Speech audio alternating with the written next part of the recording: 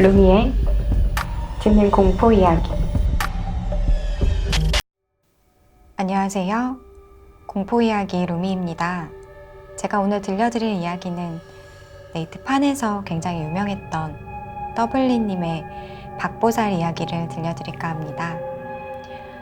그럼 오늘의 이야기 시작하겠습니다.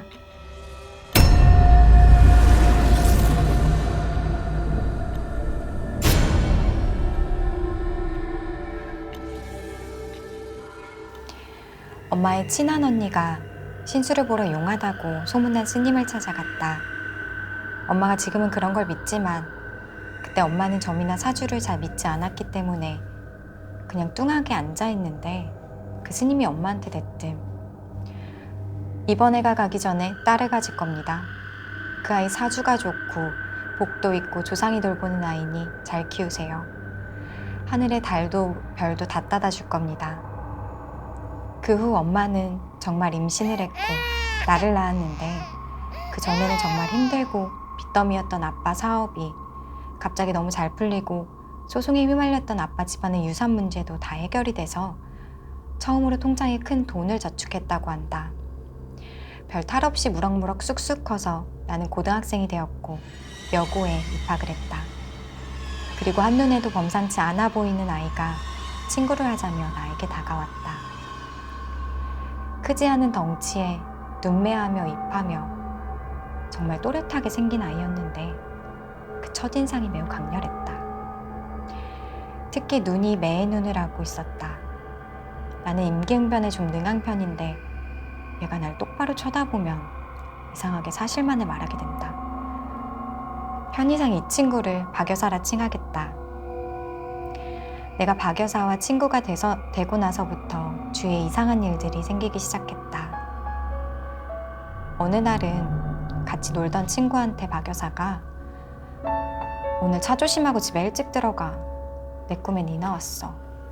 라고 말을 했고 다음날 꿈에 나왔다던 아이가 팔이 부러져 깁스를 하고 학교에 왔다. 아파트 물 청소를 했는데 얘네 집이 2층이라 계단으로 올라가다가 넘어져서 부러졌다고 했다.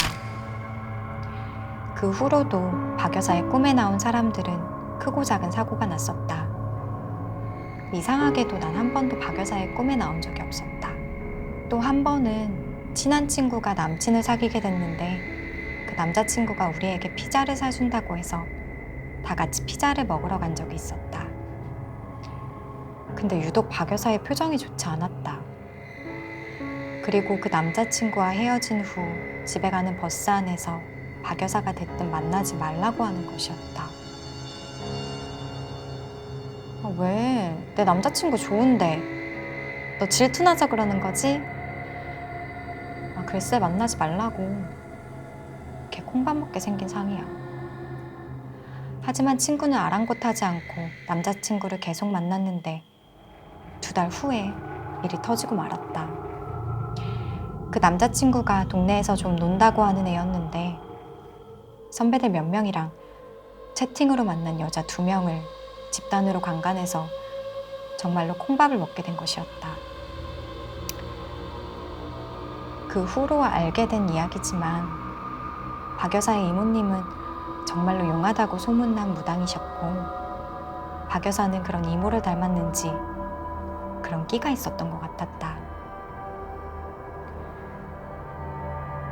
그러다가 내가 박여사를 진짜로 다시 보게 됐던 계기가 하나 있었다. 우리 동네에는 강이 있었다. 이날은 강둑으로 바람이 살랑살랑 부는 날이었고 친구들과 나는 치킨을 시켜 강으로 갔다. 기나긴 장마가 끝나고 갯날이라 강물은 평소보다 많이 불어 있었고 바람까지 불어 매우 시원했다. 친구들과 맛있게 치킨을 먹고 있는데 갑자기 박여사가 완전 사색이 되어서 빨리 가자, 빨리! 라고 외치는 것이었다. 우린 무슨 일인가 싶어서 야, 왜 그래? 좀만 더 있다 가자. 라고 했는데 박여사는 정말 무섭게 호통을 치며 가자고 하는 것이었다. 영문도 모른 채 먹던 치킨을 싸들고 우린 집으로 갔고 아까는 무슨 일이었냐고 물었다. 그러자 박 여사가 강둑 다리 쪽에서 어떤 여자애가 강물 위를 달리고 있었어. 야, 말도 안 돼. 아무리 귀신이라도 강물 위를 달리는 건 말이 안 되잖아. 아니야, 진짜야. 분홍색 바지에 흰 티를 입은 여자애였어.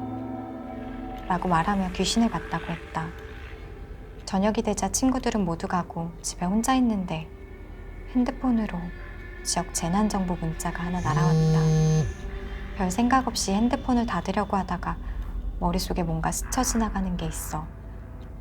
다시 자세히 핸드폰을 들여다봤다. 이름 김지은, 나이 7세, 성별 여자, 흰색 블라우스에 분홍색 바지를 착용. 이 아이를 보신 분은 가까운 경찰서로 연락해 주시기 바랍니다. 솔직히 그때까지는 우연의 음치겠지 라고 생각하며 잠을 잤다. 그 다음날 학교를 마치고 집에 왔는데 엄마가 나에게 말했다. 강에 가지 말라고. 구미에 사는 여자애가 오늘 실종이 됐는데 오늘 우리 강둑에서 건졌다고. 이 말을 듣고 온몸에 소름이 돋았다. 전날 왔던 메시지에 그 여자아이가 오늘 강에서 발견된 그 아이였고 박 여사가 봤다던 강 위를 달리는 아이가 그 여자아이였던 것이다.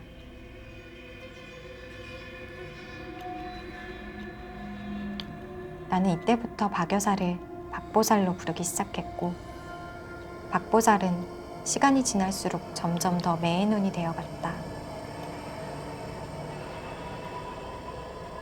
20살이 되던 해에 박보살이 술을 먹고 우리 집에서 자고 간 날이 있었다.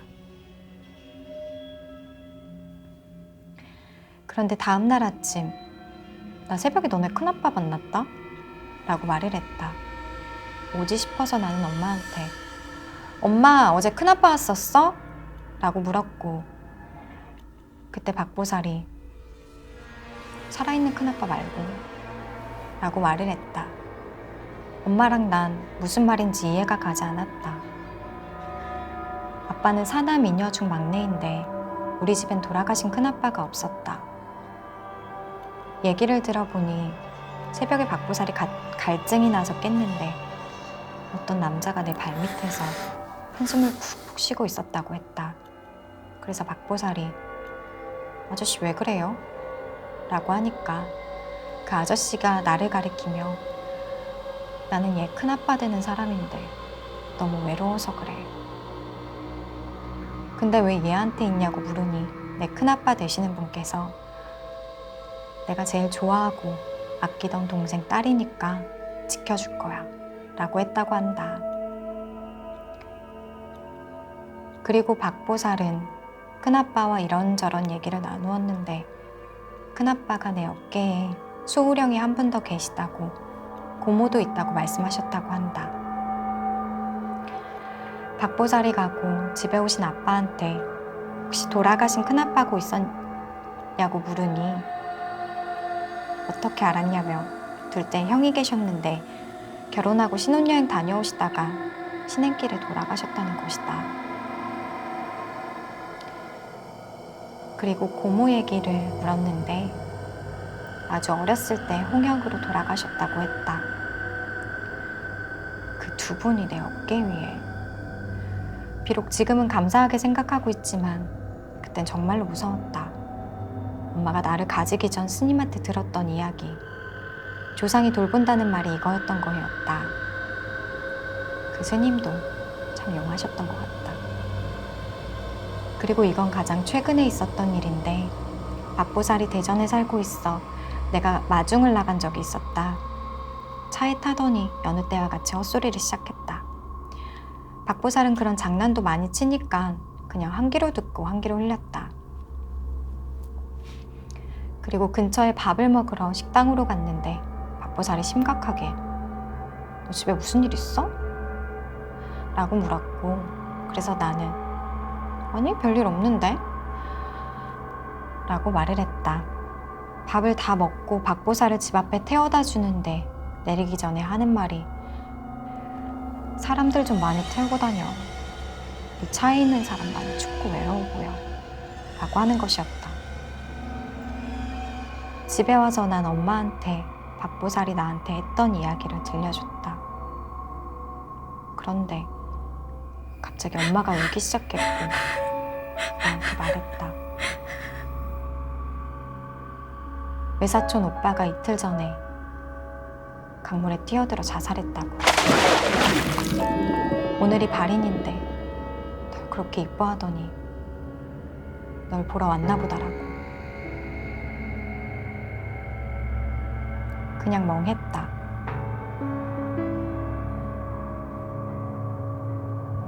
나이 차이가 좀 나는 오빠라서 나를 정말로 예뻐해주고 그렇게 착할 수가 없는 오빠였는데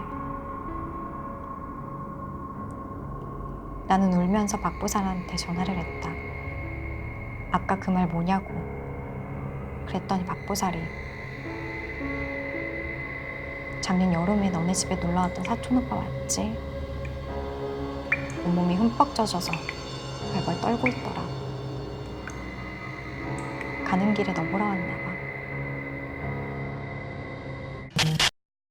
오늘 이야기는 여기까지였습니다.